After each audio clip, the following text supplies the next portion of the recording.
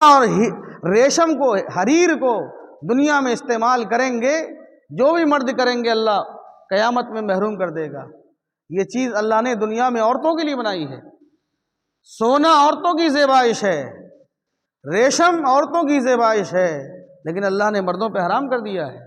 تو اللہ نے فرمایا وَلِبَاسُهُمْ فِيهَا حَرِيرٌ، ان کے لیے اللہ رب العالمین نے جنت میں ریشمی لباس بنا دے گا۔ ریشمی لباس اللہ نے تیار کر رکھے ہیں۔ جب اللہ رب العالمین جنتی بندوں کو جنت میں داخل کرے گا، ہیرے جواہرات، موتیوں سے، لولو مرجان سے سجے ہوئے ہار ان کے ڈال دیے جائیں گے، سونے چاندی کے کنگن ان کے گلوں ہاتھوں میں پہنا دیے جائیں گے۔ تو اللہ رب العالمین ان سے کہا جائے گا، اعلان کرنے والا اعلان کرے گا، اب تم ہمیشہ ہمیشہ والی جنت میں رہو، یہ اس کی نعمتیں کبھی ختم ہونے والی نہیں ہیں۔ تو یہ جنتی بندے اللہ کی شکر گزاری کریں گے، جنت میں بھی اللہ کی ان نعمتوں کی شکر گزاری کریں گے۔ کیا کہیں گے؟ الحمدللہ الذی اذھب عنا الحزن، تمام تعریفیں اس اللہ کے لیے ہیں جس نے آج ہمارے دلوں سے رنج اور غم کو دور کر دیا۔ دنیا میں ہمارے اوپر رنج تھا، غم تھا کہ مرنے کے بعد اللہ رب العالمین نہ جانے ہمیں عذاب تو نہیں دے گا، اللہ جنت میں داخل کرے گا نہیں کرے گا، دل کے اندر خوف تھا، دہشت تھی۔ آج اللہ کا شکر ہے، الذی احلنا دار المقامت من فضلہ، اللہ رب العالمین کا لاکھ لاکھ شکر احسان ہے جس نے ہمیں دار المقامہ میں پہنچا دیا، جس کا ہم انتظار کر رہے تھے۔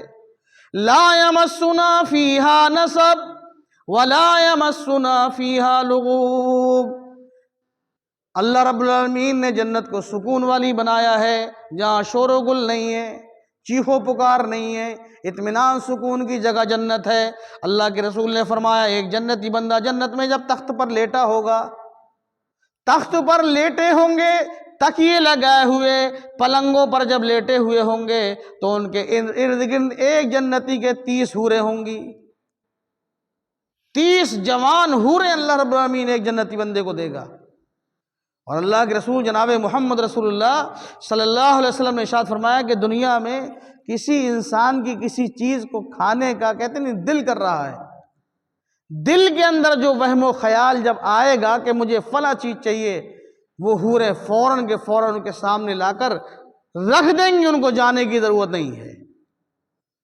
جنت کی نعمتیں کھائیں گے، پھل کھائیں گے، جنت کے تمام نعمتیں اللہ کہے گا میرے بندوں یہ تمہارے لیے ہیں۔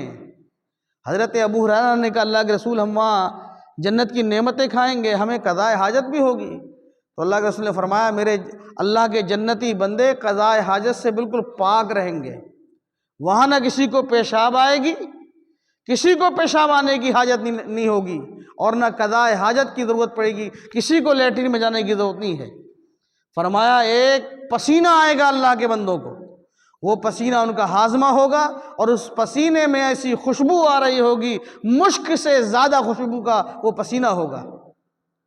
یہ تمام نعمتیں اللہ تعالیٰ کن بندوں کے لیے تیار کیے ہوئے ہے؟ انہی بندوں کے لیے تیار کیے ہوئے ہے جو اللہ کے مطیع اور فرما بردار ہیں، جو دنیا کی زیبائش میں، دنیا کی رنگت میں نہیں پڑتے ہیں، بلکہ جب مؤذن نے کہا حی علی الصلاۃ، نماز کے لیے آ جاؤ، حی علی الفلاح، کامیابی کی طرف آ جاؤ، وہ اپنا سب کام کاج چھوڑ کر کے اللہ تعالیٰ کی عبادت کے لیے اللہ کے گھر میں آتے ہیں۔ اللہ نے فرمایا سابقوا بالخیرات، یہی ہیں نیکیوں میں سبقت کرنے والے، یہی میرے بندے ہیں نیکی کے کاموں میں بڑھ چڑھ کر کے آگے حصہ لینے والے۔ اللہ نے فرمایا یہی لوگ جنت کے حقدار ہیں۔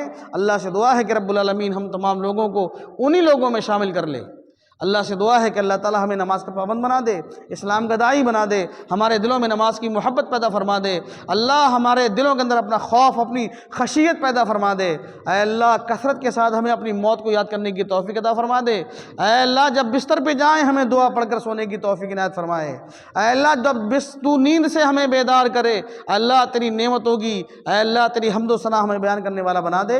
اللہ سے دعا ہے کہ اللہ موت کا کوئی بھروسہ نہیں ہے، زندگی کا بھی کوئی بھروسہ نہیں ہے۔ اے اللہ جب تک جسم میں اور بدن میں جان ہے، اے اللہ توحید پر، اللہ اس کے رسول کی محبت پر اللہ ہمیں دائم اور قائم رکھے، زندہ رکھے، اور جب خاتمے کا وقت ہو توحید پر، دین پر، ایمان پر ہمارا خاتمہ ہو۔ وآخر دعوانا ان الحمدللہ رب العالمین، والسلام علیکم ورحمۃ اللہ وبرکاتہ۔